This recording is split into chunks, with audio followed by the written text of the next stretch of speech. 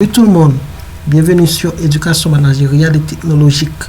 Aujourd'hui, je vais vous montrer comment créer une table des matières automatique. Et j'ai reçu pas mal de demandes à propos de cette formation, de ce tuto. Aujourd'hui, je vais vous montrer comment faire ça avec rapidité. Juste avant de le faire, je vous invite à aller sur la chaîne Éducation managériale et technologique de Neil Dorelis et de cliquer sur la petite cloche afin que vous puissiez abonner à la chaîne. Il faut partager, cliquer sur share ou partager et liker. Il faut commenter aussi. Je vous invite aussi à abonner à cette chaîne. Ça, c'est une chaîne de développement informatique, Neil Développement. Cette chaîne est conçue pour ceux qui sont dans la programmation informatique. Ceux qui ont l'habitude de faire des programmes informatiques, les développeurs, les programmeurs. Pour abonner, il suffit d'aller sur cette petite cloche, de cliquer et de sélectionner All dans Neil Développement. Ensuite, vous pouvez partager, vous pouvez liker, vous pouvez commenter.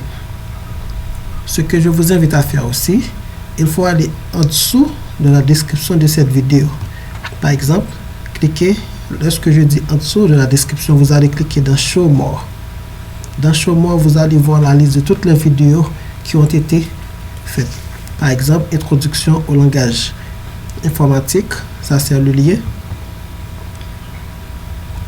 Localisation et téléchargement du logiciel de Python, ça la formation numéro 1. Et dans cette formation, vous allez pouvoir télécharger le logiciel PyCharm et ainsi que l'interpréteur, le logiciel interpréteur de Python. Vous allez pouvoir aussi installer, voir le processus d'installation à travers de la formation numéro 2. Ensuite, si vous voulez, vous pouvez écrire dans apprendre la programmation. Apprendre la programmation 86.gmail.com pour des questions, sur des commentaires et suggestions. Maintenant, nous allons passer au processus de cette formation. Et pour créer une table de matière automatique, il faut avoir en tête les notions suivantes. Il faut pouvoir identifier les grands titres, les sous-titres, les sous-sous-titres dans votre document. Là, je suis sur un document d'une page. C'est pas trop grand, mais je vais essayer de vous montrer. Je considère introduction comme grand titre. Autrement dit, on peut dire titre 1. La pandémie comme grand titre. Son évolution, c'est-à-dire l'évolution de la pandémie comme titre 1, qui est un sous-titre. Les pays affectés comme grand titre. Le nombre de victimes par pays, un sous-titre, ainsi qu'une conclusion, qui est un grand titre. Comment pouvoir faire ça? Une fois identifié les grands titres, il faut hiérarchiser ces titres pour que vous puissiez mieux générer votre table des matières.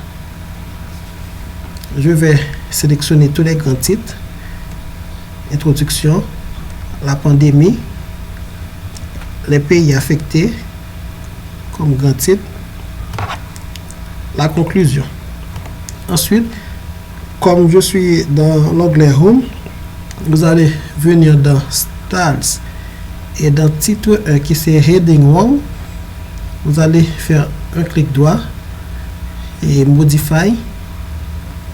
Ensuite, dans Formatting, vous allez pouvoir choisir Times New Main, de taille 12, de couleur automatique qui est noir. OK. Une fois fait, on attend les résultats. Et ça manque, je vais le faire. Je vais sélectionner tous les grands titres.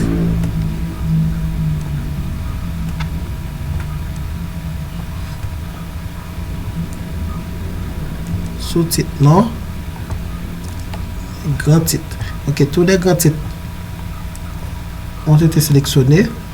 Dans Heading 1, Modify. Vous voyez, ça a été fait. Je vais mettre en gras pour pouvoir bien identifier le travail. Okay? Vous pouvez constater par ici, conclusion est en gras. C'est ainsi, c'est pareil pour tous les autres.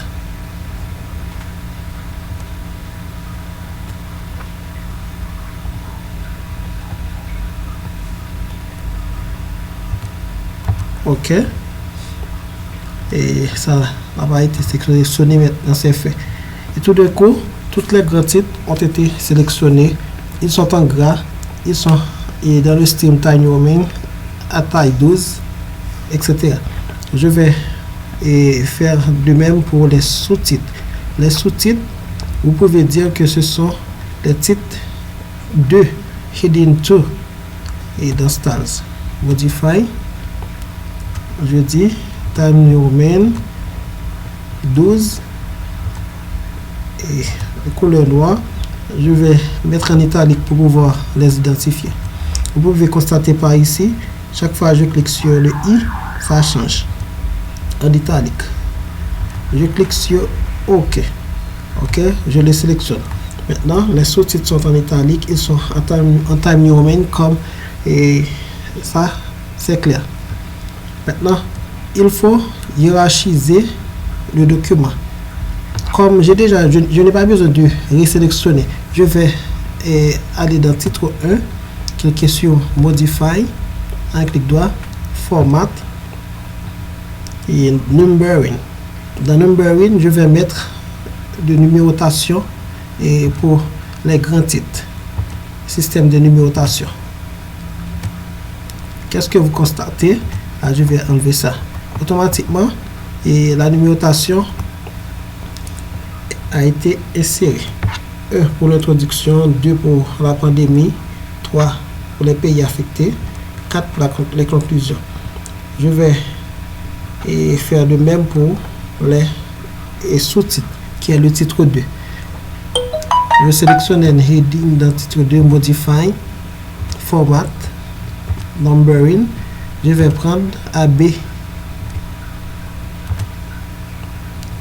Qu'est-ce que vous constatez?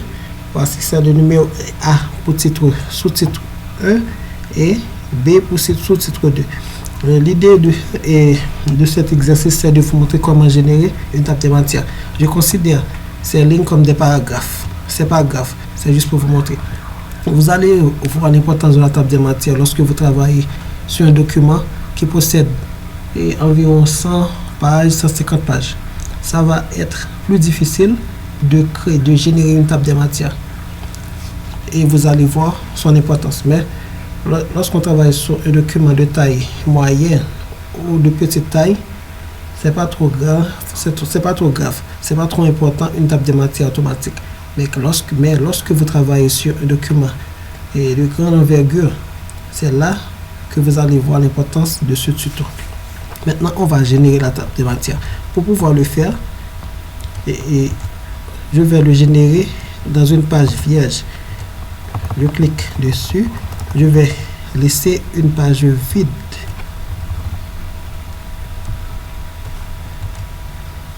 Ensuite, pour pouvoir générer cette table de matière,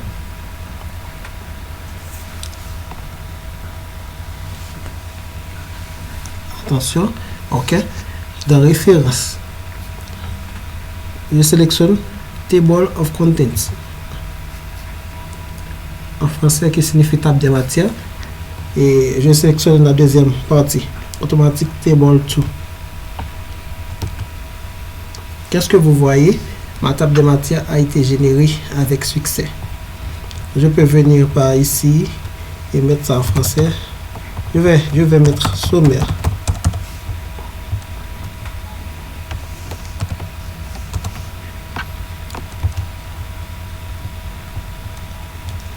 Un, deux, et introduction, grand titre.